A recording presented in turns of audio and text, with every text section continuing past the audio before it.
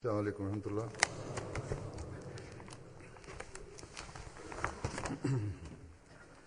أشهد أن لا إله إلا الله وحده لا شريك له وأشهد أن محمدا عبده ورسوله. أما بعد فأعوذ بالله من الشيطان الرجيم.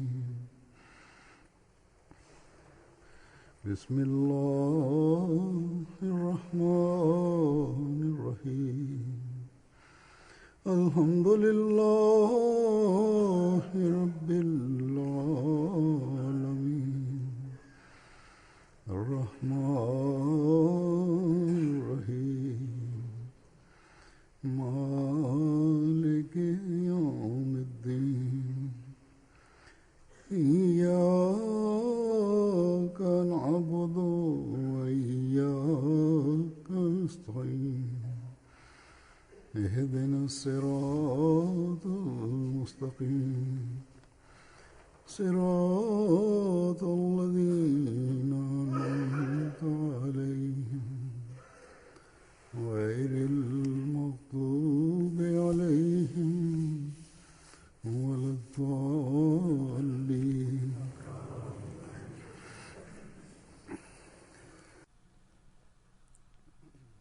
À l'époque du Messie premier l'Islam, lors d'une jalsa, quelqu'un a déclaré dans son discours que la seule différence entre la communauté du Messie premier l'Islam et les autres musulmans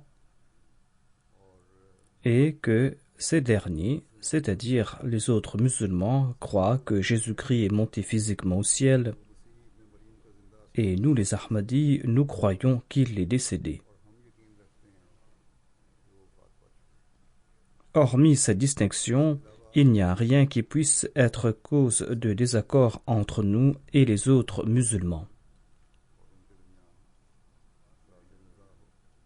Étant donné que cette explication ne suffit pas pour clarifier nombre de faits ainsi que le but de l'avènement du Messie premier l'Islam, c'est pour cette raison que le Messie premier l'Islam, en dépit d'être souffrant ce jour-là, a pris note de cette explication présentée par cette personne, et le 27 décembre 1905, il a prononcé un discours afin de clarifier cette question. Le Messie premier l'Islam a déclaré qu'il n'a pas été envoyé par Dieu pour accentuer cette seule différence. Dieu n'était pas contraint de fonder cette communauté pour une tâche aussi minime. Son avènement a trait à plusieurs objectifs et le Messie premier l'Islam en a fait mention. La croyance en la mort de Jésus est quelque chose qui nous distingue des autres musulmans, mais il a aussi ajouté que les autres musulmans ont sombré de la décadence, et il a expliqué ce point en détail.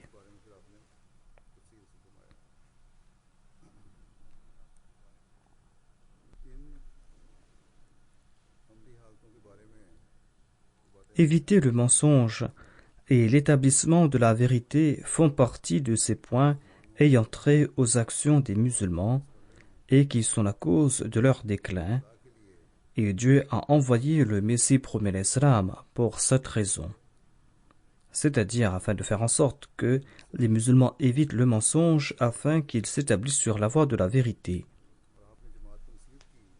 Et le Messie premier l'Islam a conseillé aux membres de la Jamaat qu'il faut qu'ils rehaussent la norme de leur véridicité et que les Ahmadis doivent se distinguer des autres à cet égard.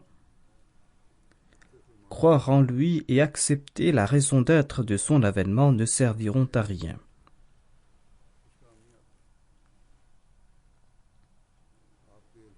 Je vais citer les propos du Messie premier l'Islam à cet égard.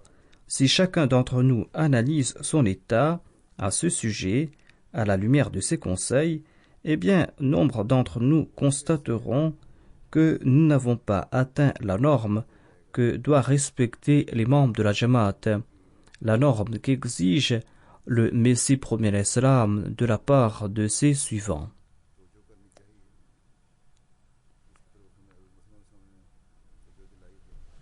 Allah, dans le Saint-Coran, a déclaré que le signe d'un véritable croyant est La yashhaduna zura, à savoir que les véritables croyants ne donnent pas de faux témoignages. Et il nous enjoint aussi d'éviter le polythéisme ainsi que le mensonge. Dieu a réuni le polythéisme et le mensonge. Le péché du mensonge est similaire au shirk, au polythéisme. Allah utilise le terme zour dans le Saint-Coran à l'égard du mensonge. Zour a été utilisé dans ce verset et le terme zour signifie le mensonge, les fausses déclarations, le faux témoignage, associer des partenaires à Dieu, participer dans ces réunions où l'on est en train de mentir au grand jour, ou participer dans ces réunions où l'on est en train de chanter, où l'on est en train de commettre d'autres actes puérils. Tout cela tombe dans la catégorie de zour. Ainsi, le croyant est celui qui ne ment pas. Le serviteur de Dieu est celui qui ne ment pas. Il évite ces lieux où se réunissent ceux qui commettent ces actes puérils, ceux qui sont en train de mentir. Le véritable croyant n'associe personne à Dieu et il ne visite pas ces endroits où l'on est en train de commettre ces actes polythéistes.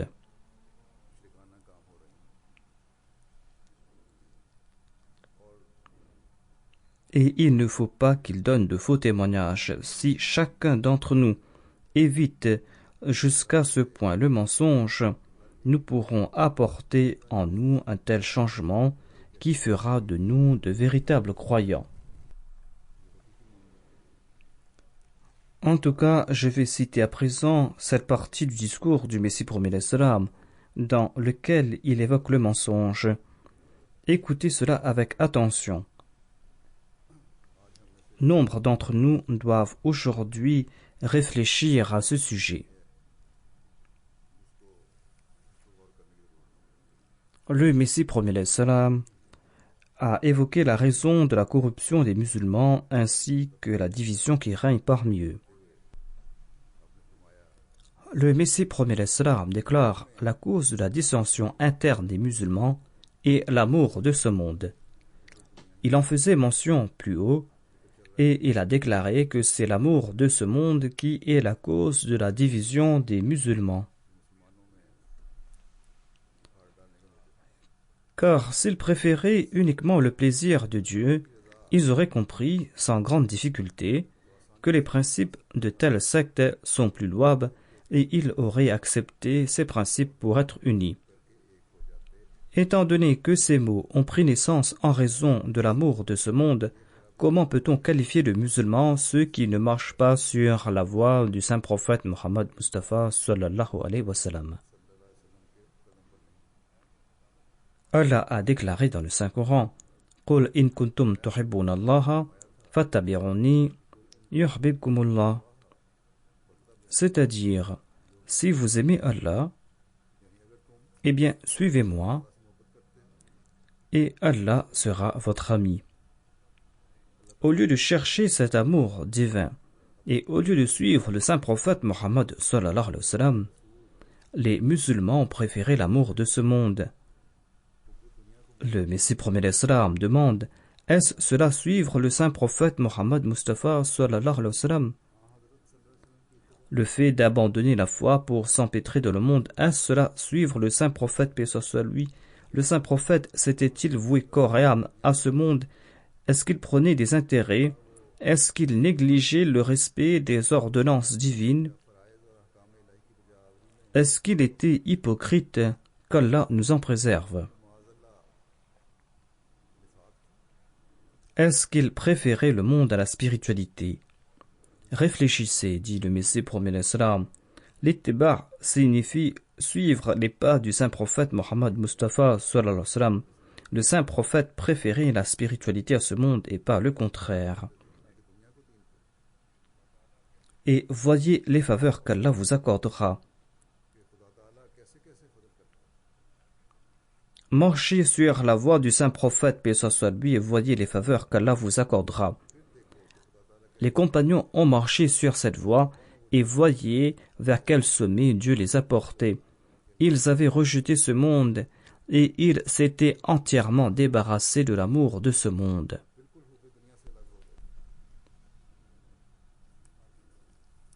Et ces compagnons du saint prophète, paix soit lui, avaient donné la mort à leurs désirs. Comparez votre état au sien. Êtes-vous en train de suivre leurs pas? Malheureusement, les gens ne comprennent pas ce que Dieu désire de leur part aujourd'hui. Le mal a engendré nombre d'enfants. L'on ne ressent pas la moindre gêne de présenter un faux témoignage au tribunal pour 2 centimes. Les avocats peuvent-ils jurer que tous leurs témoins sont véridiques? Le deuxième calife avait cité un incident raconté par Hazrat Mirza Sultan Saheb. Mirza Sultan Saheb, qui était un juge.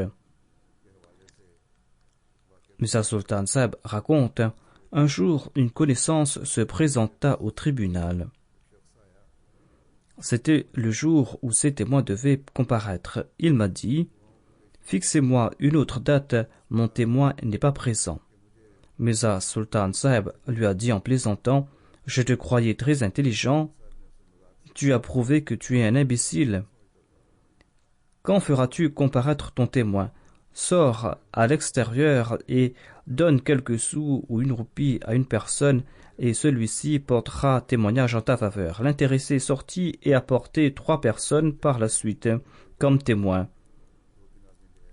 Et quand Mirza Sultan Saheb les a interrogés, eh bien, ces témoins répondaient: oui, j'ai vu tel ou tel incident. Mirza Sultan Saheb raconte: je pouffais de rire en mon fort intérieur, voire je leur riais au visage. Il était sorti prendre ses témoins suite à mon incitation, et ces témoins me mentaient ouvertement en jurant au nom de Dieu et en posant leurs mains sur le Coran. Quand ils ont fini de présenter leur témoignage, je leur ai dit: n'avez-vous pas honte de poser la main sur le Saint-Coran pour témoigner, et n'avez-vous pas honte de vous présenter à moi? Voilà l'état des témoins, et il en est de même aujourd'hui. C'est ce que nous voyons dans la plupart des procès intentés contre la Jamaat. D'aucuns ne connaissent rien de l'affaire et sont présentés comme témoins. Le Messie promet l'Islam déclare: la situation du monde est encore plus terrible aujourd'hui. Porter de faux témoignages, intenter de faux procès sont monnaie courante. On fabrique aussi de faux certificats aujourd'hui.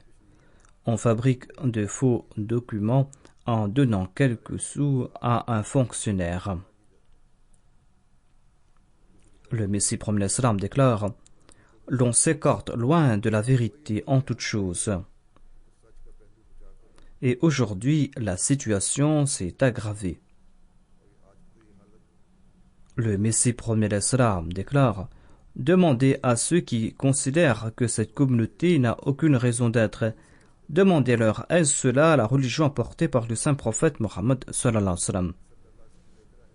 Le Messie promet l'Islam a présenté ses valeurs morales, en raison desquelles Dieu a établi cette communauté. Cette communauté n'a pas été établie pour annoncer que Jésus n'est pas au ciel, qu'il est mort sur la terre et que celui qui devait venir est venu. Dieu a envoyé le Messie promis l'Islam afin d'établir de hautes valeurs morales. Le Messie promis l'Islam déclare: Allah annonce que le mensonge est une abomination et qu'il faudra l'éviter. Il déclare: فاجتنبوا الرجس من الأوثان واجتنبوا قول الزور. Dieu a associé l'idolâtrie au mensonge. Dieu a associé l'idolâtrie au mensonge. Un imbécile abandonnera Allah pour se prosterner devant une pierre. De même, il abandonnera la vérité et la droiture pour avoir recours à l'idole du mensonge afin d'atteindre son objectif. C'est pour cette raison qu'Allah a lié le mensonge à l'idolâtrie. À l'instar de l'idolâtre qui cherche le salut par l'entremise d'une idole, le menteur fabrique une idole de ses mains et croit qu'il aura le salut grâce à son idole. Voilà le mal qui frappe le monde. Si on lui demande « Pourquoi es-tu idolâtre ?» abandonne cette abomination, eh bien il répondra « Comment puis-je le faire ? Il n'y a pas d'issue sans le mensonge. » Y a-t-il de plus grand malheur que de considérer le mensonge comme son unique soutien? Or, je vous rassure que la vérité triomphe toujours au final. Le salut et la victoire résident dans la vérité.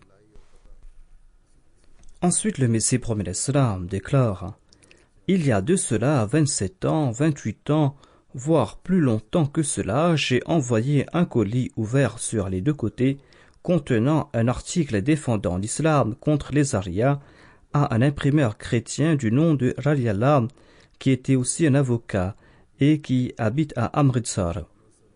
Ce monsieur publie aussi un journal. C'est un incident que beaucoup d'entre nous ont entendu, mais nous nous contentons de relater cet incident. Certains d'entre nous n'appliquent pas les conseils qui y sont prodigués. Le Messie promet l'Islam déclare « J'avais placé une lettre dans ce colis. Étant donné que la lettre contenait des propos défendant l'islam et mettant à nu la fausseté des autres religions, et que j'ai demandé à l'imprimeur d'imprimer cet article, c'est pour cette raison que ce chrétien était furieux, en raison de son hostilité à l'égard de l'islam.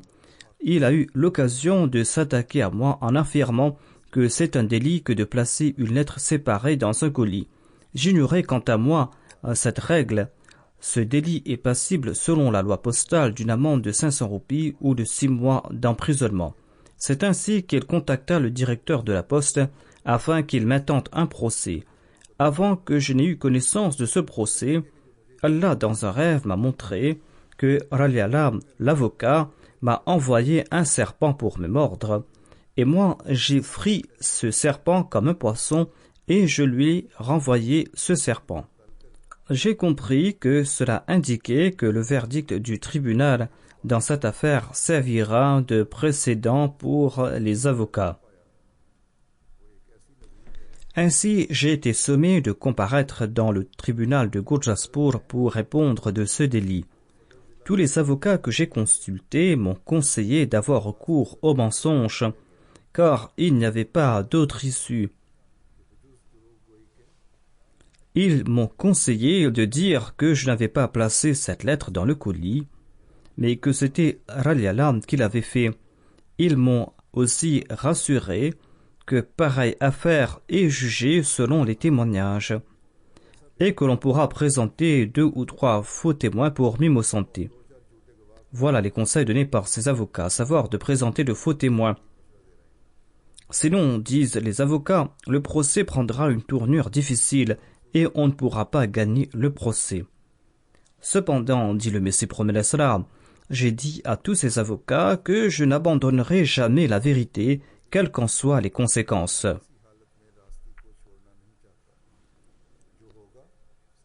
Et j'ai comparu dans le tribunal d'un Anglais le même jour ou le lendemain, et le responsable de la poste a représenté l'État pour l'accusation. Le juge a pris ma déposition de sa main, et la première question qu'il m'a posée était « Avez-vous placé cette lettre dans ce colis ? Ce colis et cette lettre vous appartiennent-ils » Sans hésiter, j'ai déclaré « C'est ma lettre et c'est mon colis. » J'ai placé la lettre dans le colis et je l'ai envoyée. Mais je n'étais pas mal intentionné et je n'avais pas l'intention de nuire aux recettes de l'État. Ainsi, le Messie prophète l'Islam explique qu'il n'avait pas l'intention de voler l'État. Il a déclaré « Selon moi, cette lettre n'était qu'une partie de l'article et ne contenait rien de personnel. » Dès qu'il a entendu ces paroles, Dieu a tourné le cœur de ce juge en ma faveur. Le responsable de la poste, quant à lui, a fait beaucoup de bruit. Il a fait de longs discours en langue anglaise, des propos que je ne saisissais pas. Or, après chaque argument qu'il présentait, le juge disait en langue anglaise « no, no » et il rejetait ces arguments. En fin de compte, le représentant de l'accusation a présenté tous ses arguments. Il a fait sortir toute sa furie et le juge a consigné son verdict. Il avait écrit une ligne ou peut-être une ligne et demie et il m'a dit « Vous êtes libre ». Ayant entendu cela, je suis sorti de la salle du tribunal et j'ai remercié mon Seigneur, mon véritable bienfaiteur, qui m'a accordé la victoire face au responsable anglais de la poste. Et j'étais convaincu que Dieu m'avait sauvé de ce malheur en raison des bénédictions de la vérité. Avant cela, j'avais vu dans un rêve qu'une personne voulait enlever mon couvre-chef. Je lui ai demandé « Que faites-vous là ?» C'est là qu'il a laissé mon couvre-chef sur la tête et il m'a dit « Il n'y a rien, il n'y a rien ». Le Messie prophète l'Islam déclare « Comment puis-je affirmer que l'on ne peut pas se passer du mensonge ? Pareils propos sont des infamies. En vérité, il n'y a pas d'issue sans la vérité. » Quand je me souviens de cette affaire, j'en tire un grand plaisir. Quand il se souvenait de cette affaire de la poste, il a déclaré que quand je me souviens de cette affaire, j'en tire grand plaisir car je m'étais rangé auprès de Dieu et Dieu m'a soutenu, un soutien qui a servi de signe. May yatawakkal ala Allah fahuwa hasbuh. Allah suffit à celui qui place en lui une confiance aveugle. Le Messie prophète l'Islam affirme « Sachez qu'il n'y a rien de plus néfaste que le mensonge. Les gens de ce monde affirment que ceux qui disent la vérité sont attrapés. Mais comment puis-je croire en cela? On m'a intenté 7 procès, et dans aucun de ces procès j'ai été contraint d'écrire une seule contre-vérité. Dites-moi si Allah m'a fait échouer dans un seul de ces procès. Allah est le soutien de la vérité.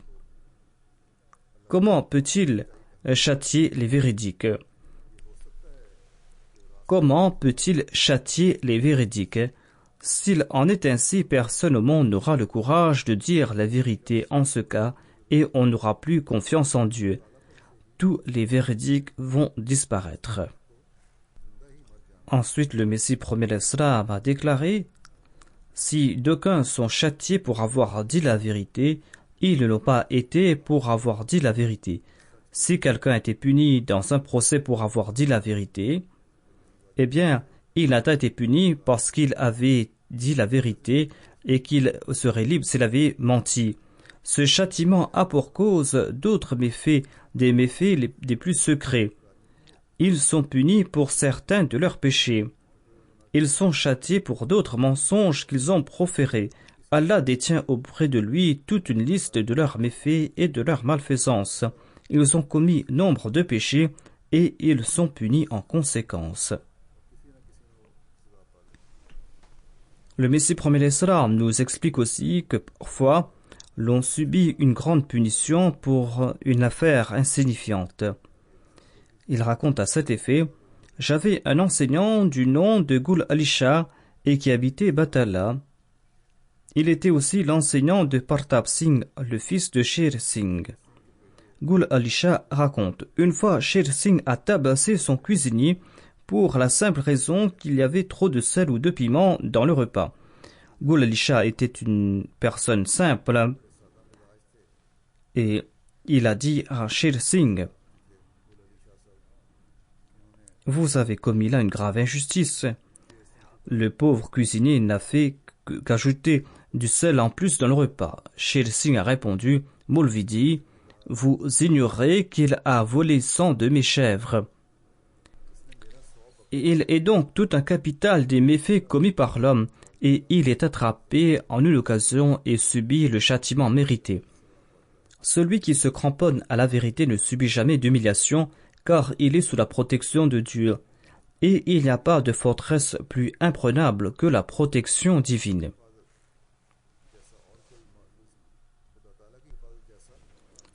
Or, une œuvre inachevée ne sera d'aucun avantage. Peut-on affirmer qu'une seule goutte d'eau suffira pour étancher sa soif, ou qu'un seul grain ou qu'une seule bouchée suffira pour rassasier celui qui meurt de faim? Certainement non. Tant que l'on ne boit pas à satiété, tant que l'on ne mange pas à satiété, eh bien l'on ne sera pas satisfait. De même, tant que les œuvres n'ont pas atteint la perfection, elles ne pourront engendrer les fruits et les résultats escomptés. Des œuvres imparfaites ne peuvent plaire à Dieu, elles ne sont pas bénites non plus. Allah promet d'accorder ses bénédictions à condition que les œuvres soient accomplies en accord à son plaisir. Le Messie promet l'Islam déclare: les gens de ce monde prétendent que l'on ne peut pas se passer du mensonge et de la tromperie. On dit qu'un tel avait dit la vérité lors d'un procès et c'est pour cette raison qu'il a été emprisonné pour 4 ans. Ce sont là des faits imaginaires qui naissent de manque de perception divine. Il est dit dans un vers en langue persane: sois le bien-aimé du monde afin que tu puisses atteindre la perfection. Ce sont vos faiblesses qui invitent le mensonge. Si l'on accomplit de bonnes œuvres et si l'on tente d'en accomplir davantage, si l'on place sa confiance en Allah, eh bien l'on ne méritera pas pareille punition. Le Messie promet l'Islam affirme: c'est là le résultat de vos manquements. La perfection n'engendre pas pareil fruit. On ne peut devenir tailleur rien qu'en plaçant une aiguille dans un tissu de coton épais. Ce n'est point en faisant un point d'une aiguille que l'on peut affirmer qu'on sait coudre qu'on est devenu un tailleur. Le Messie promet l'Islam déclare: cela ne veut point dire qu'il pourra coudre un tissu de soie de grande qualité. Si on place entre les mains de cette personne un tissu de cette qualité, il le détruira. Ces bonnes œuvres qui sont accompagnées de souillures ne servent à rien. Elles n'ont aucune valeur aux yeux d'Allah. Or, ces gens-là en sont fiers et ces gens souhaitent mériter le salut par leur entremise. S'il y a sincérité, Allah ne laissera pas partir à la perdition une seule particule de bonne œuvre. Il déclare à cet effet: Man ya'mal mithqala dharratin khayran yara. Quiconque fait un bien même du poids d'un atome le verra. Si l'on accomplit un bien même du poids d'un atome, eh bien l'on sera récompensé par Dieu. Pourquoi donc en ce cas n'est-on pas récompensé pour ces œuvres que l'on accomplit?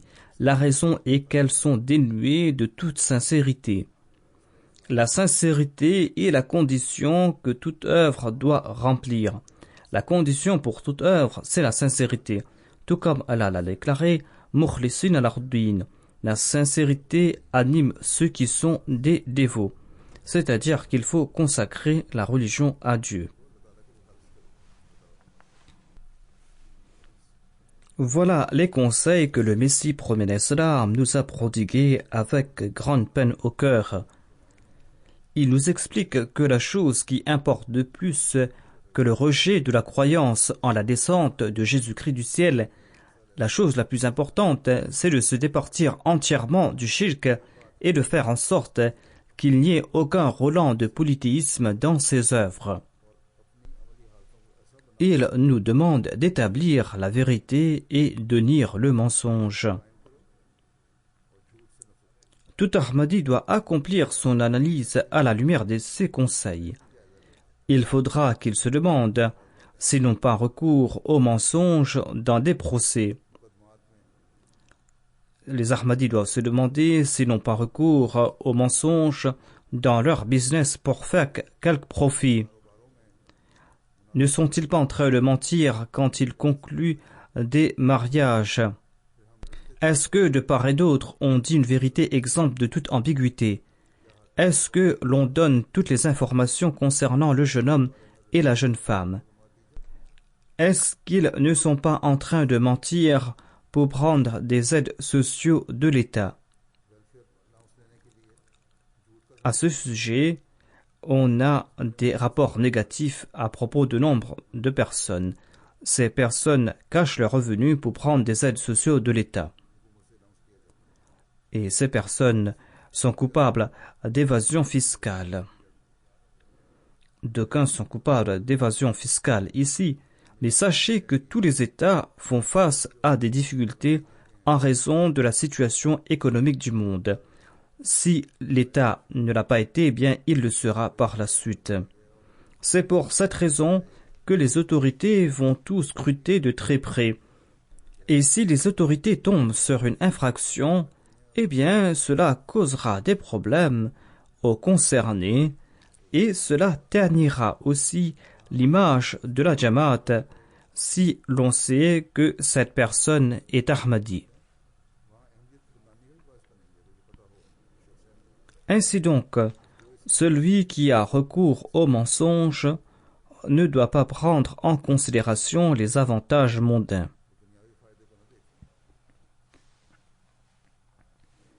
On doit se contenter de peu et éviter le mensonge et tenter de plaire à Allah. Ensuite, il y a le cas des demandeurs d'asile. Ces derniers doivent se demander s'ils ne sont pas en train de mentir. Certainement les avocats les poussent à le faire, et telle a été la vocation des avocats de tout temps, à l'instar de ces avocats qui ont demandé au Messie premier l'Islam de mentir et de présenter de faux témoins. Il y a aussi les titulaires de poste au sein de la Jamaat. Ils doivent s'analyser. Ne sont-ils pas en train de mentir dans leur rapport? Ne sont-ils pas en train d'omettre quelque chose d'essentiel?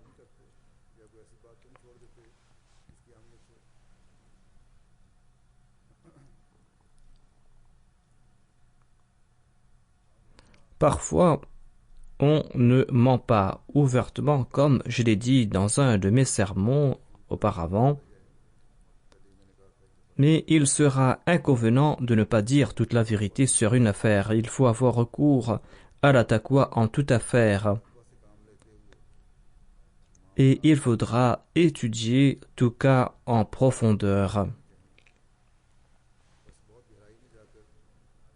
L'on doit mettre de côté ses avantages, on doit mettre de côté son ego et on doit exécuter ses tâches en ayant la crainte de Dieu au cœur.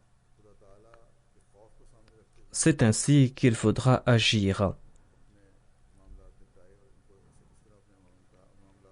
Si l'on n'agit pas ainsi, eh bien, tout comme l'a déclaré le Messie premier l'Islam, ce sera là l'expression de l'amour pour ce monde, et l'amour de ce monde mène à la division, tout comme l'a déclaré le Messie premier l'Islam.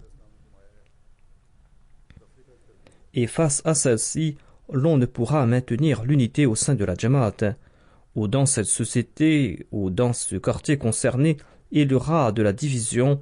On ne pourra pas maintenir l'unité au sein de la Jamaat, et l'unité qui est venue établir le Messie premier l'Islam n'existera plus. C'est l'amour de ce monde qui a donné naissance à toutes ces sectes, et c'est ainsi que va prendre naissance une autre secte. Ainsi, un mal engendra plusieurs maux, tout comme l'a déclaré le Messie premier l'Islam. Ainsi, en tant qu'Ahmadi, nous avons de lourdes responsabilités. Nous devons avoir en tête ces responsabilités. Le véritable Ahmadi est celui qui tente de suivre l'exemple du saint prophète Mohammed Mustafa sallallahu alayhi wa sallam et qui tente d'appartenir à Dieu. Le Messie premier l'Islam déclare, dans la continuité de ce qu'il a dit auparavant, il déclare: sachez que Dieu appartient à celui qui lui appartient corps et âme. Personne ne peut tromper Dieu. Il est un imbécile celui qui croit qu'il peut tromper Dieu par ses œuvres ostentatoires ou par ses ruses. Il est en train de se tromper. L'attrait de ce monde La beauté de ce monde, l'attrait de ce monde, l'amour de ce monde sont la racine de tous les maux en ce monde. L'amour de ce monde et l'attrait de ce monde sont les maux de ce monde. L'homme s'y engouffre tel un aveugle et perd toute son humanité et ignore ce qu'il est en train de faire, ce qu'il doit faire. Étant donné que l'on ne peut tromper une personne intelligente, comment peut-on tromper Allah? La racine de ces mauvaises actions est l'amour de ce monde. Et le plus grand péché qui détruit aujourd'hui les musulmans est l'amour de ce monde. Dans leur sommeil, dans leur état d'éveil, à tout instant, leur unique souci est ce monde. Ils ne se soucient guère du moment où ils seront placés dans la tombe. Si ces gens craignaient Allah, s'ils avaient la moindre tristesse pour la foi, eh bien, ils auraient tiré de grands avantages. Sardi a déclaré dans un vers en persan: si seulement le ministre avait craint Dieu. Un employé travaille diligemment pour préserver son emploi. Or, quand c'est l'heure de la prière, il évite de prier rien qu'en voyant un peu d'eau froide. Pourquoi en est-il ainsi? Tout simplement parce qu'on ne nourrit pas la grandeur de Dieu en son cœur. Si l'on nourrissait un tant soit peu la grandeur de Dieu en son cœur, si l'on se souvenait du moment de sa mort, si on en avait la conviction, toute paresse, toute négligence disparaîtront. D'où la raison de nourrir à tout instant la grandeur de Dieu en son cœur. Il faut craindre Dieu constamment. Sa prise est dangereuse. Il ferme les yeux, il fait preuve d'indulgence. Mais lorsqu'il attrape quelqu'un, sa prise est ferme, tant et si bien qu'il ne se soucie pas de ses descendants, tout comme l'affirme le verset « La yakhafu uqbaha ». Quant à ceux qui craignent Allah, quant à ceux qui nourrissent en leur cœur sa grandeur, Allah les honore et Allah devient leur bouclier. Il est dit dans un hadith: Man kana lillahi kana Allahu lahu. Allah appartient à celui qui lui appartient. Mais malheureusement, même ceux qui se tournent dans cette direction, ceux qui désirent partir vers Dieu, veulent que tout soit fait d'un seul coup de bâton magique. Ils ignorent la patience, la persévérance dont on doit faire preuve dans la voie de la foi. Or, ils patientent pendant des années pour ce qui est des œuvres de ce monde, pour lequel ils s'échinent matin et soir. Le planteur patiente après avoir mis sa semence en terre, mais quand il est question de la spiritualité, il désire être des amis de Dieu rien qu'en leur soufflant dessus. Il désire atteindre le trône de Dieu dès le premier jour, sans endurer aucune peine, sans endurer aucune labeur dans cette voie, sans subir la moindre épreuve. Sachez que telle n'est pas la loi d'Allah. Tout progrès se fait graduellement. L'on ne peut plaire à Allah rien qu'en annonçant que je suis musulman, je suis croyant. Allah déclare à cet effet: Ahasiba nasu an yutraku an yaqulu amanna wa hum la yuftanun.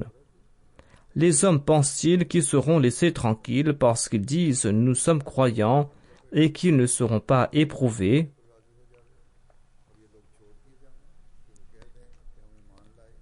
Tenter de devenir un waliullah rien qu'en se faisant souffler dessus est contraire à la sunna de Dieu. Si telle était la pratique d'Allah, eh bien le saint prophète, paix soit sur lui, il l'aurait fait. Il aurait soufflé sur ses compagnons pour en faire des amis de Dieu. Il ne les aurait pas éprouvés en leur faisant trancher la tête. Et Allah n'aurait pas déclaré à leur sujet: Minhum man qada nahbahu wa minhum man yantazir. Wa ma badalu tabdila. Il y a parmi eux ceux qui ont accompli leurs vœux, et il y a d'autres qui attendent encore. Le Messie promet l'Islam déclare: étant donné que l'on n'acquiert pas ce monde sans difficulté et effort, il est un imbécile celui qui croit que la spiritualité est chose facile. Certes, la religion est facile à pratiquer, or toute faveur exige des efforts. D'ailleurs, l'islam ne prescrit pas des exercices difficiles. Chez les hindous, leurs dévots et leurs ascètes sont soumis à de rudes épreuves. On leur frappe les reins. Certains doivent laisser pousser leurs ongles. Il y a le monachisme aussi chez les chrétiens. Ces pratiques n'existent pas en islam. Il annonce tout simplement « Qad aflaha man zakaha », c'est-à-dire le salut sera accordé à celui qui se purifie l'âme, c'est-à-dire celui qui s'est démarqué de toute innovation, de tout péché et de tout désir charnel pour la cause de Dieu. Celui qui a abandonné tout plaisir charnel et qui préfère souffrir pour la cause de Dieu. Voilà celui qui méritera sans nul doute le salut, celui qui préfère Dieu, celui qui abandonne le monde et ses artifices. Qu'Allah fasse que nous puissions apporter en nos personnes ces changements pratiques, que nous puissions comprendre l'importance de la vérité, que nous préférions la spiritualité à ce monde, en ayant prêté allégeance au Messie premier l'Islam, que nous puissions comprendre la réalité du but de l'avènement du Messie premier l'Islam et que nous puissions aussi parachever le but de son avènement. Et que nous puissions aussi marcher sur la voie du saint prophète Mohammed Mustafa sallallahu alayhi wa sallam et que nous préférions le plaisir de Dieu à toute chose et que nous nous évertuions à acquérir le plaisir de Dieu, qu'Allah nous en accorde la possibilité à nous tous. Après la prière de Juma, je dirigerai la prière funéraire de Mokram Kassim Touré Saheb, missionnaire de la Côte d'Ivoire. Il était d'origine ivoirienne. Il est décédé le 25 décembre 2016. Inna lillahi wa inna ilayhi raji'un. Il avait embrassé l'Ahmadiyya en 1986. Avant d'embrasser l'Ahmadiyya, il avait une madrasa et il l'a offert à la Jamaat. Et par la suite, on l'a transformé en école primaire. En 1990, il a complété ses études de missionnaire de Muallim à la Jamia de la Côte d'Ivoire. Et par la suite, il a entrepris pendant longtemps des tournées dans la Côte d'Ivoire. Il a visité de nombreux endroits, il a implanté l'Ahmadiyya dans un grand nombre de villes et de villages. Il a servi pendant 10 ans comme missionnaire régional de la région de Bassam. Il a aussi étudié la langue ourdou pendant 1 an et il a travaillé sur la traduction du sermon en langue djoula et il était moussi aussi. Basit Seb, le missionnaire de la Côte d'Ivoire, relate qu'il a connu le défunt en 1996. Il servait la Jamaat depuis les 30 dernières années. Depuis 1986 jusqu'à présent, il était fidèle envers la Jamaat. Il avait une grande passion pour le califat, pour les paroles du calife. Il était un travailleur infatigable. Il avait appris à lire et à écrire la langue ourdou afin qu'il puisse profiter directement des écrits du Messie premier l'Islam. Il a séjourné à 2 reprises à Qadian afin d'apprendre la langue ourdou et à son retour, il a étudié les écrits du Messie premier l'Islam avec beaucoup d'intérêt. Le missionnaire relate qu'il me téléphonait souvent et me demandait de lui expliquer certains mots ou certaines expressions ourdou qui étaient difficiles à comprendre. Il lisait aussi les poèmes du Messie premier l'Islam avec beaucoup de passion et il tentait aussi de connaître la traduction de ces poèmes. Allah lui a accordé une voix mélodieuse. Un jour, lors d'un voyage, dit le missionnaire, il a appris 5 vers du poème persan du Messie premier l'Islam. Ce poème persan, Janu Dilam Fidae Jamal et Muhammad Asta. Je lui ai enseigné 5 vers de ce poème, et lorsque nous sommes arrivés dans notre village de destination, il a récité ce poème avec mélodie. Dans la rencontre, il a présenté aussi la traduction de ce poème en langue djoula. Il avait composé d'innombrables vers en langue arabe, en langue djoula et en langue française à propos du saint prophète Mohammed paix soit lui et sur l'avènement de l'imam Mahdi. Il récitait avec mélodie ses vers et ses poèmes étaient très appréciés. En 2003 est décédé le 4e calife et la région nord de la Côte d'Ivoire à l'époque était sous le contrôle des rebelles le pays était coupé en deux et les ennemis de la Jamaat ont commencé à répandre la fausse rumeur que le calife de la Jamaat Ahmadiyya est décédé et que la Jamaat Ahmadiyya n'existe plus. Cela a créé de l'émoi chez les Ahmadis de la région. Qasim Touré Saeb a été envoyé dans la région par le centre pour mettre fin à cette propagande mensongère. À l'époque, il était très difficile de voyager dans la région nord de la Côte d'Ivoire. Qasim Saeb a voyagé par bus, par tracteur, à moto, par des charrettes tirées par des ânes et à pied.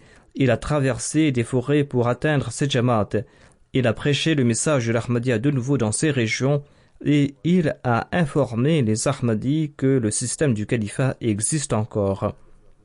Cela a rehaussé la morale des Ahmadis et grâce à sa tournée, il a insufflé une nouvelle vie dans ces Jamaat et il a pu mettre fin à cette propagande mensongère. Il faisait des tournées de tablir qui duraient 1 mois. Il était un travailleur infatigable, qu'Allah exalte son statut et qu'il fasse que ses descendants soient eux aussi fidèles envers la Jamaat.